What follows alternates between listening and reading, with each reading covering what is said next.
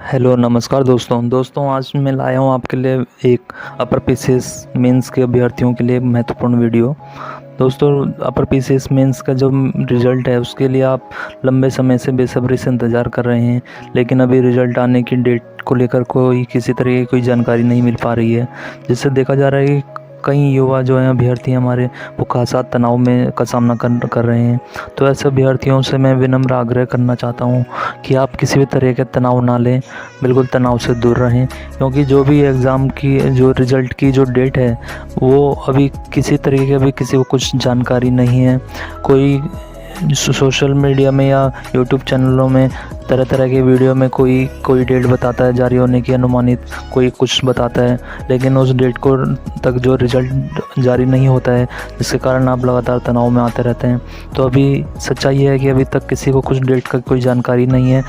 आयोग जो है कभी भी रिज़ल्ट जारी कर सकता है, इसकी डेट को लेकर किसी को भी कुछ जानकारी नहीं है। और ये रिज़ल्ट जो है सरप्राइजिंग भी रहने वाला है कि कल 1-1.5 महीने में 2 महीने के बीच में किसी भी दिन आयोग जारी कर सकता है। तो इसलिए आप ज़्यादा तनाव ना लें। जब भी रिज़ल्ट जारी होना होगा वो पब्लिक डोमेन में आ जाएगा, सबको एक साथ ही पता चलेगा, किसी को पहले किसी को बाद में ऐसा कुछ नहीं होने वाला है। तो इसलिए आप तनाव ना लें। और आपके इस तनाव को दूर करने के लिए मैंने एक कोशिश करने का प्रयास किया है।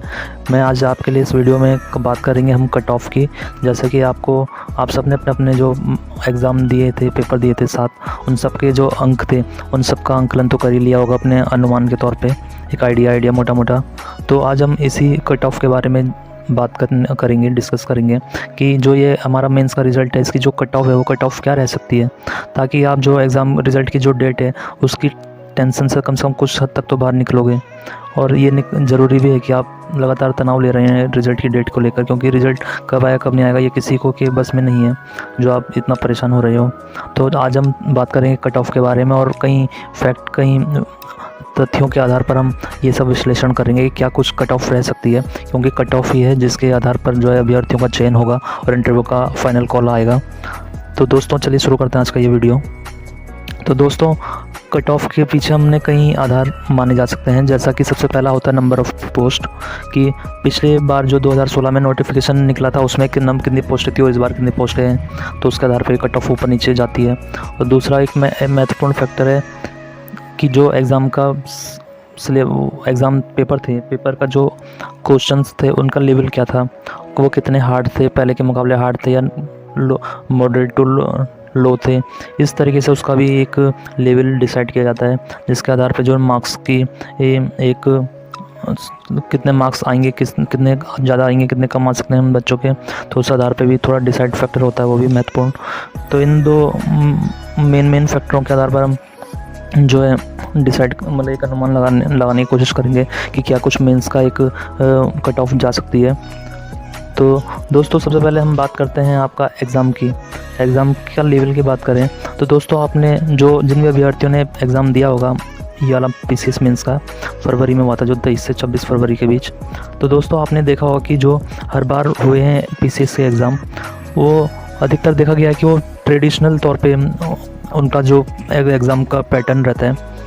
वो ट्रेडिशनल टाइप का रहता है, यानी कि एक परंपरागत तौर पे जो रटी रटाई एक पैटर्न होता है वही देखने को मिलता है। थ्योरेटिकल बेस का जो एक सामान्य तौर पे एक जिसमें बदलाव की संभावना कम रहती है।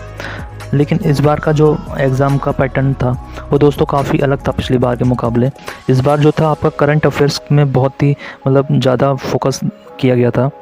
जो भी पिछली बार के अनुसार जो तैयारी करने वाले छात्र थे, जो रटे रटाई ढर्रे पर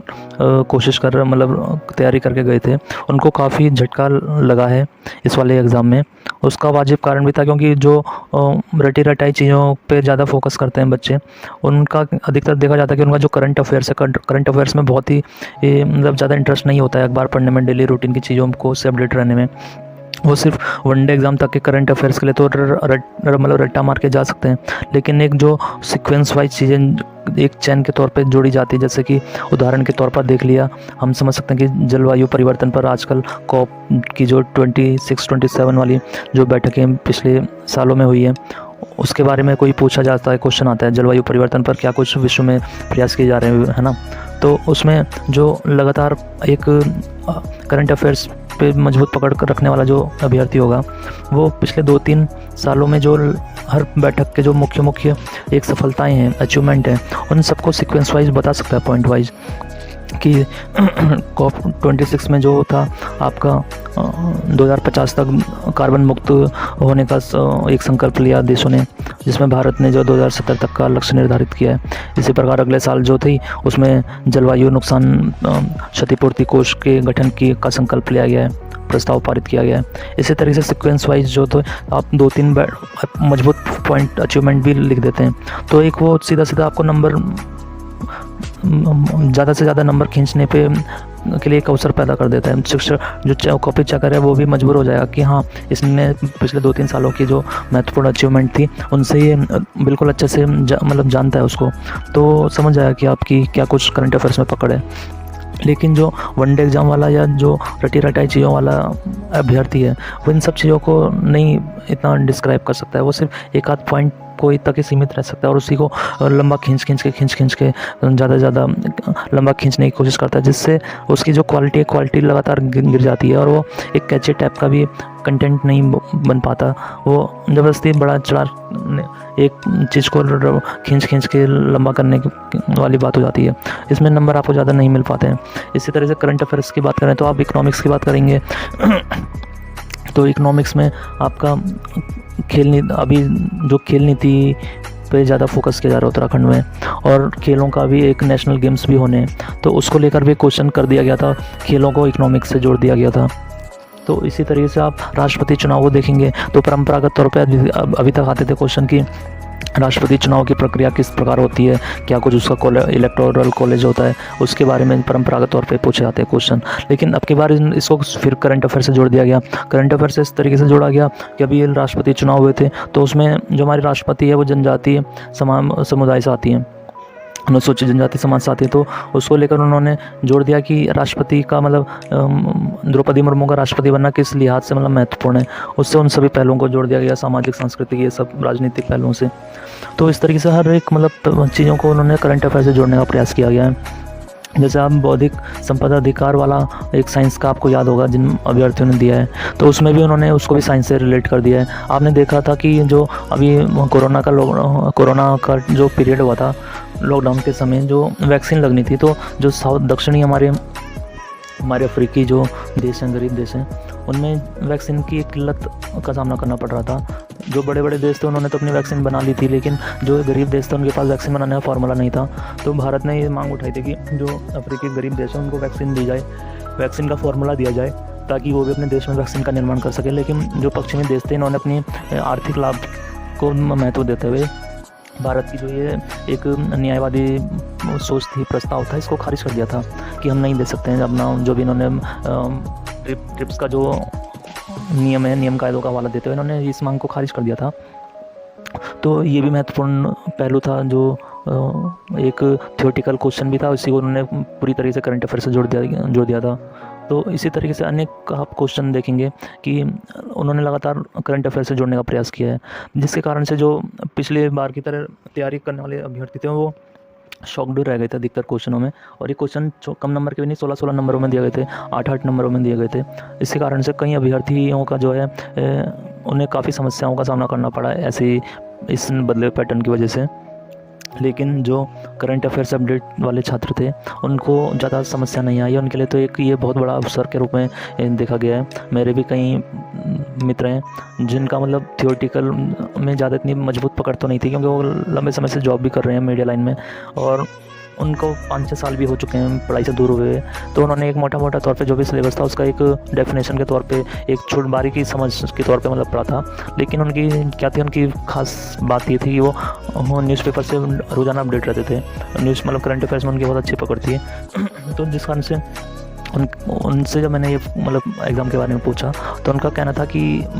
मतलब हमारे लिए एक अवसर के तौर पे मतलब ये वाला एग्ज़ाम आ गया है कि पिछले एग्ज़ामों को देखकर तो हमें लगता था कि इस तरह के क्वेश्चन में हमारी मतलब इतने समय से पढ़ाई से दूर हैं तो इतना हम अच्छा नहीं दे पाएंगे अपना, लेकिन जो करंट अफेयर्स पे फोकस किया है मतलब आयोग ने इस बार, तो उसके लिए तो उनके लिए मतलब एक बहुत सुनहरा अवसर उनको मिल गया था। तो काफ़ी खुश नज़र आए कि इस तरह का एग्ज़ाम देकर हमें मतलब बहुत पॉजिटिव फील हो रहा है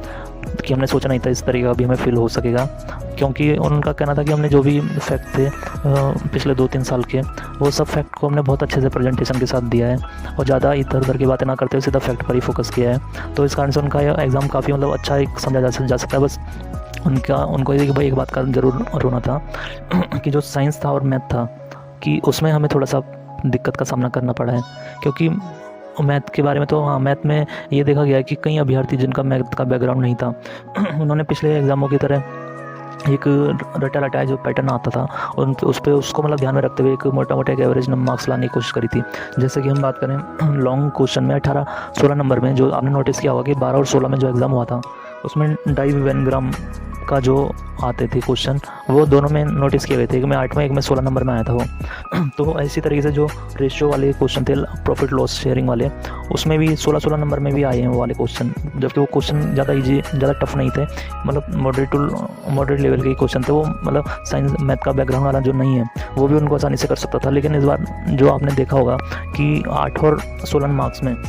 कोई भी मतलब क्वेश्चन इतना हल्का नहीं है कि वो आसानी से हो सके, खासकर 16 मार्क्स में। 16 मार्क्स में एक भी कई अधिकांश अभ्यर्थी ऐसे हैं जो एक भी क्वेश्चन नहीं कर पाए हैं, सिवाय जो एथिक्स का जो 80 नंबर का पोर्शन है उसमें उसी के भरोसे हर कोई नज़र आ रहा है। इस बार बहुत कम अभ्यर्थी हैं जिन्होंने एक क्वेश्चन भी किया होगा मैथ में, 3 में से जो 3 करने थे 16 वाले उनमें से एक भी क्वेश्चन किया हो, ऐसे बहुत कम अभ्यर्थी हैं। सब आधे अधूरे में कैलकुलेशन उनके इतनी टफ है कि वो पूरा तक पहुंच नहीं पाए हैं, और 8 वाले में भी 1 या 2 ही क्वेश्चन कर पाए मैथ के, बाकी सब एथिक्स वाले ही करें अभ्यर्थियों ने। तो मैथ वाला और साइंस का भी कुछ पार्ट था जो काफ़ी हाई लेवल का था, जिसमें बारीकी एक समझ होना बहुत ज़रूरी था। उस कारण से जो अभ्यर्थी हैं साइंस में भी थोड़ा सा कम मार्क्स आने की उम्मीद है अभ्यर्थियों की।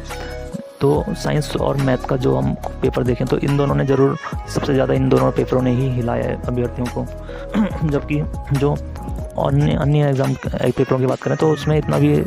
करंट अफेयर्स में ज़रूर ज़्यादा उसका वेटेज था, लेकिन ऐसा भी नहीं था कि कोई कुछ ना कर पाए, क्योंकि जो तैयारी कर रहा है वो उसको बेसिक जानकारी भी है तो वो चीज़ों को जोड़ कर कई चीज़ों को मतलब आसानी से कर सकता है हल। तो इस तरीके का कुछ मतलब पेपर था, पैटर्न था इस बार बदलावा, जिस कारण से कई चीज़ें किसी को करंट अफेयर में दिक्कत हो, किसी को साइंस में, किसी को मैथ में, तो एक मिला जुला कर देखा जाए तो पिछली बार से थोड़ा सा लेवल टफ ही था, इससे कोई इनकार नहीं कर सकता है। तो इस लिहाज से और दूसरे फैक्टर को देखें तो पोस्टें आपने देखा होगी जो 2016 था, 2016 में आपका 138 पोस्टें लगभग थी, 138,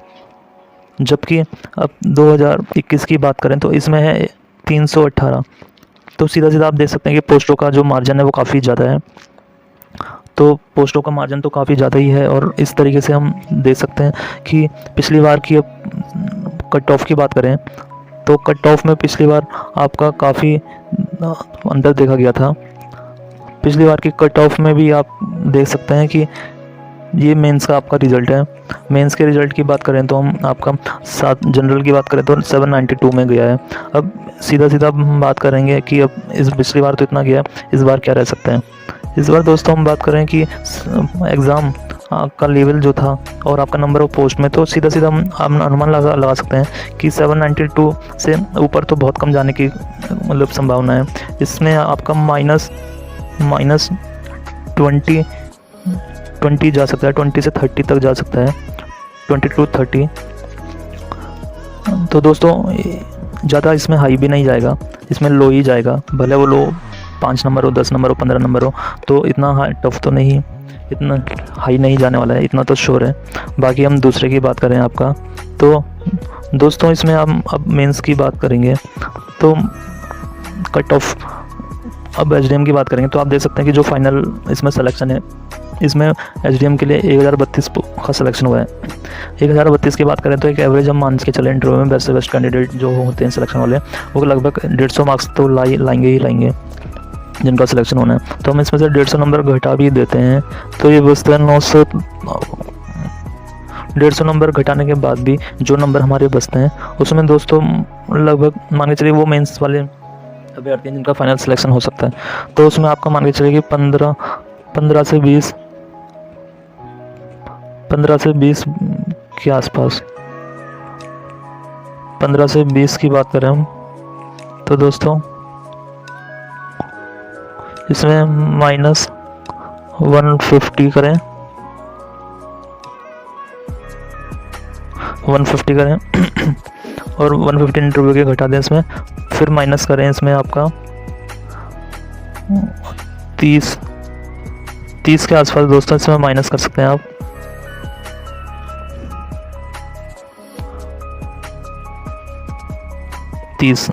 तो जो आएगा ये मेंस के लिए होगा। ठीक है दोस्तों, ये मेंस के लिए होगा। और इसी तरीके से आप इसमें भी आप 150 माइनस कर सकते हैं, 150 माइनस करेंगे और इसमें से भी आप 30 माइनस करेंगे, तो जो भी बचेगा ये मेंस के लिए रहेगा। और इसी तरीके से दोस्तों आप जेल सुपरिटेंडेंट में भी आप ऐसे ही करेंगे, 140 से 150 तक कर सकते हैं इसमें, फिर -30 करेंगे क्योंकि 20 से 30 नंबर इसमें इस बार गिरने की संभावना है। तो जो भी आएगा वो आपका मेंस के लिए क्वालिफाई करने की एक संभावना है आपकी सीधी दोस्तों। और इसी तरीके से आप इसमें देख सकते हैं फाइनेंस ऑफिसर में, इसमें भी आप 987 में से आप 150 घटाएंगे, तो 150 घटाने के बाद 20 से 30 मार्क्स घटाने पे जो है आपका सिलेक्शन होने की उम्मीद है। इसी तरह से म्यूनसिपल कमिश्नर असिस्टेंट, इसमें भी 964 में से आप 150 या 140 घटा दें, 140 भी घटाते हैं और 20 नंबर माइनस करते हैं, तो आपका सिलेक्शन होने की पूरी उम्मीद है। फाइनल सिलेक्शन की बात कर रहा हूँ दोस्तों मैं। तो दोस्तों इस तरीके से आपका देख सकते हैं कि आपका कितने मार्क्स आने की उम्मीद है, क्योंकि नंबर घटाने के 20 से 30 नंबर मान के चले आप घटाने, इनमें से फाइनल सिलेक्शन में से आप 140 या 150 में से नंबर घटा दें, क्योंकि इसमें इंक्लूड है इंटरव्यू के पिछली बार के इस, और घटाने के बाद जो एक शेष बचता है उसमें आप 20 नंबर एक एवरेज के तौर पे घटा दें, तो सीधा एक जो मार्क्स प्राप्त होते हैं वो आपको मेंस के मार्क्स प्राप्त होते हों। तो मान के चलिए उतने मार्क्स लाने पर आपको लगभग सिलेक्शन आपका हो सकता है, काफ़ी हद तक संभावनाएं हैं। इसलिए दोस्तों आप पॉजिटिव रहिए, जिन भी अभ्यर्थियों के इस नंबर तक आ रहे हैं उन्हें एक पॉजिटिव तरीके से लेने की ज़रूरत है, ज़्यादा तनाव नहीं लेना है। और जिनके नहीं भी आ रहे हैं वो कुछ मार्क्स से रुक रहे हैं, उनको भी ज़्यादा पैनिक नहीं लेना है, क्योंकि ये मुश्किल भरा समय है। इसी समय में आपकी परीक्षा होती है और आपको अपना मोरल डाउन नहीं करना है। जो भी मार्क्स आ रहे हैं आपके नहीं आ रहे हैं वो सब, और कब रिजल्ट आएगा, इन सब चीज़ों में ज़्यादा नहीं पढ़ना है। बस एक अनुमान के तौर पे जानकारी मिल रही है तो उसको एक अपने आंकलन के तौर पे एक अपने दिमाग में रख सकते हैं, लेकिन अन्य ज़्यादा पैनिक नहीं लेना है। और जो भी अभी का समय, खाली समय जो रिजल्ट आने में जो विलम्ब हो रहा है, उस समय को आप अच्छे से यूज़ कीजिए। जो ईओ एग्जीक्यूटिव ऑफिसर की जो पोस्टें निकली है, पीसीएस की अब निकलने वाली है, तो उस समय के लिए मतलब इस समय को जो है आप उसके लिए निवेश कीजिए उसमें, परीक्षा में। और हिंदी के लिए पढ़िए, जो हिंदी आपका है वो आपको पीसीएस में ही मदद करेगा। सहायक समीक्षा अधिकारी में भी शायद मदद कर सकता है, उसमें भी आ सकता है वो वाला हिंदी का कुछ पार्ट, सब इंस्पेक्टर में तो आएगा ही। तो दोस्तों आप अपनी तैयारी को धार दीजिए, अभी ज़्यादा तनाव मत लीजिए, और मिलते हैं आपको नई किसी और वीडियो में। तो वीडियो को अगर आपने लाइक नहीं किया है तो लाइक कीजिए, पसंद आए तो, और सब्सक्राइब कीजिए चैनल को, और ज़्यादा से ज़्यादा लोगों में शेयर कीजिए। Okay, thank you, bye bye.